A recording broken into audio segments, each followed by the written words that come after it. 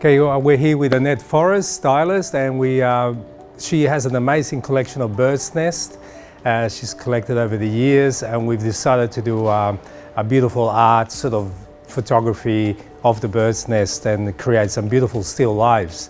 And I'm just going to show you how I did this with only one light and a Pro Photo head, one light, and we've got it on the lowest power, so we can open the lens up to f2.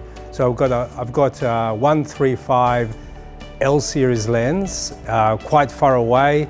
You can see the frame up of the image, and I am focusing just on the tip of the bird's nest. So we've got just very shallow depth of field at f2.